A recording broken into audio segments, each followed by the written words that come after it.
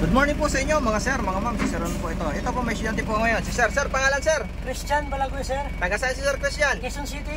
Yan. O, sino shoutout ni Sir Christian? Shoutout ko nga pala yung mga katrabaho ko dyan sa Gongcha. Shoutout. Yun lang. Yun lang. Sige, magdadrive na to si Sir. So, ayan na po si Sir Christian. Yan si Sir Christian, mag-additional ng code 3.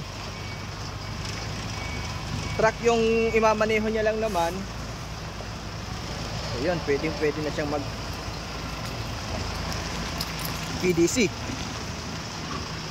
So yung mga gusto dyan mag code 8 or code 3, PDC po ang requirements natin sa LTO. Wala pong hahanapin sa inyo si LTO kundi yung certificate na magagaling dito sa amin.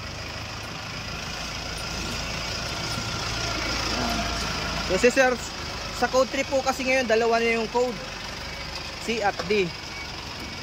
So shoutout nga po pala kay Sir Bautista Arvin.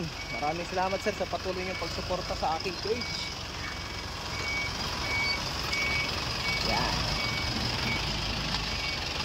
Yan. Sa mga followers ko po, maraming salamat sa suporta niyo sa TikTok, Facebook. Ito si Sir, galing sa TikTok.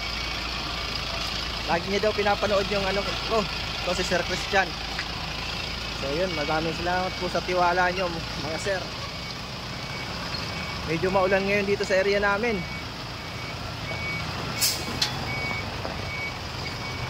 So yung mga gustong mag code 2 ay code 3, dapat po yung code 2 nyo 4 na taon na professional. Yun, nagpa-parking na to si sir. Tignan natin yung parking ni sir. Ayan.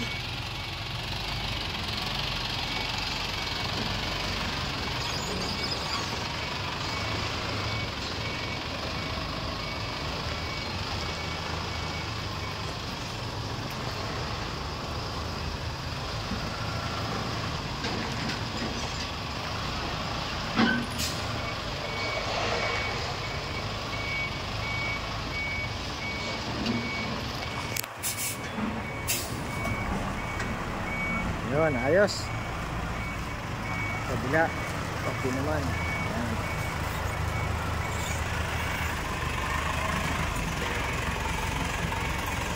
Sige, parallel parking naman sir.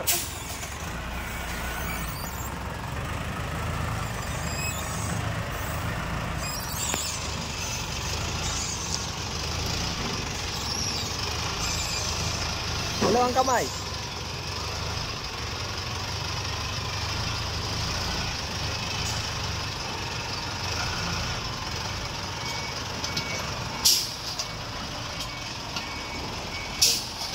So dito kasi inaaral natin, dapat medyo sanay na tayo sa side mirror pagdating sa code 3 kasi medyo malaking unit na yung ating imamaneho.